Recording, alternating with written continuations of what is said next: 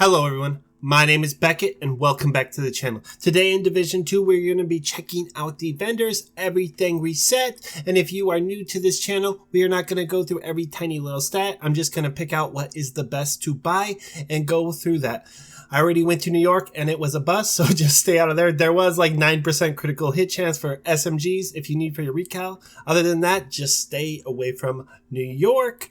But before we get started, if you enjoy the content, hit that subscribe. And if you like the video, smash that like button. Alright, we are at the DC vendor. And right off the bat, he has the Bellstone Armory named item. This comes with perfectly efficient. Using an armor kit has a 75% chance not to consume the armor kit. Specialization armor kits bonuses are increased by 100%. So that means if you were using it something with like firewall, ideally you would get actually a 400% med kit because it already gives you 200% over 10 seconds. So it would be getting like 4 med kits at once over a 10-second period. Not a bad thing. I haven't really used it for anything. If you guys are using it for certain builds, let me know down in the comments because I'm kind of interested. I want to hop on this, but I don't know when to pick it up. But honestly, on this roll, just stay away from it. You can find a better one out in the world. Other than that, we do have this Tactical Mark 16, and it just has 90% health damage. I would pick that up for your recal library if you do not have a max roll for that. Alright, we are at the clan vendor, and right off the bat, we have something I suggest everyone buy. I don't care if you already have a set. Go and pick up these Fox Prayers. They come with 5.2% critical hit chance, 8% damage to target out of cover. These are the best in slot knee pads if you are running a full red build. And even if you're still running gear sets, they probably do more damage than most items you will pick, even sometimes better than a chest piece or a backpack. It just depends on your build.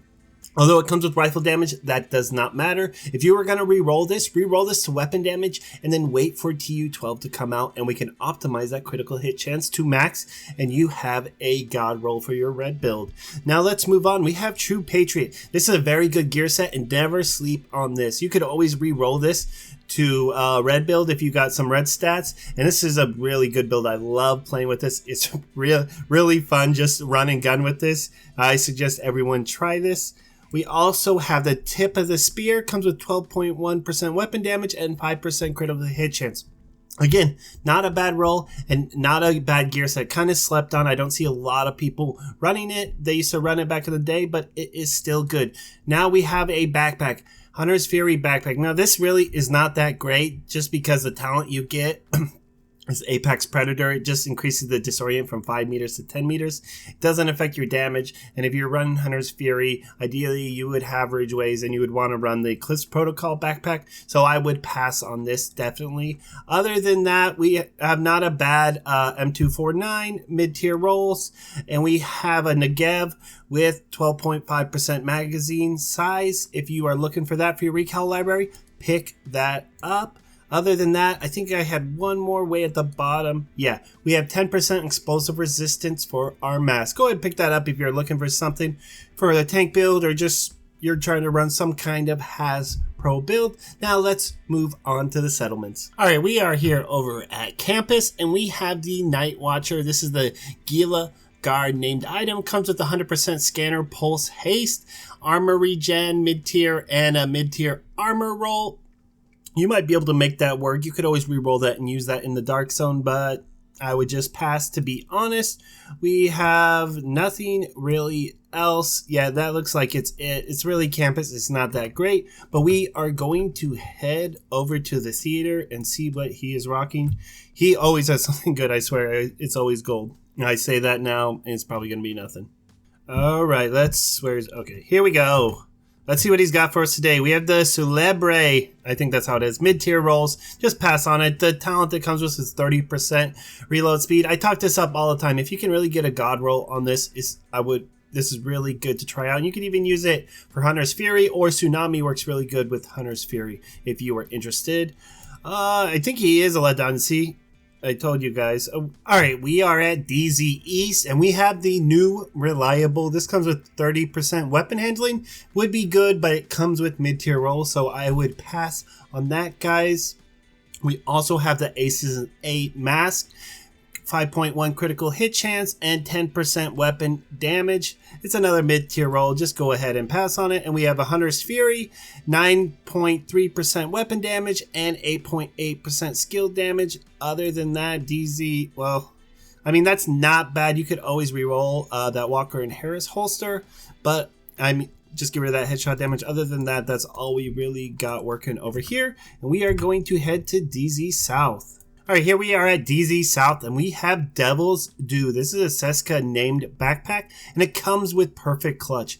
I am a big fan of this named item if you can get a good one, and it's not that bad of one. So if you are below 20% armor, critical hits repair for 2.5% missing armor. Kills allow you to repair up to 100% of your armor for 4 to 10 seconds based on the number of core attributes. So this is really good to run with a red build, and it being Seska, although it did not come with that great of rolls, I don't know, you might be able to make it work, but honestly, I would skip on it. It just sucks because it can be hard to farm this with it being a dark zone only. Now, other than that, we have the Ongoing Directive backpack. Now, if you were going to be running Ongoing Directive, this is usually a must-have, but it comes with 11% weapon damage and almost 16,000 health. We also have the Eclipse Protocol chest. They're always selling this. This is just a really good chest piece, and you need it to run the Eclipse Protocol build just because of the amount of damage it puts out. We have a Fenris backpack, not a great roll, and I think that looks like about it. And we are going to go check out DZ West. All right, we have Firm Handshake, not a bad set of gloves. And actually, I was just talking about Eclipse Protocol, and this actually works really good if you cannot pick up a nice like God Roll Golans with status effects and skill tier, because you could always re-roll that Sokolov just to push up your status effects damage a little bit. This also works really good with a status effects build. I guess if you want to try a run red build, I've tried it with Ongoing Directive, and it's just Ongoing Directive, just I don't know, it needs something else. It just does not feel good unless you're like running a Pestilence or a Bullet King, to be honest.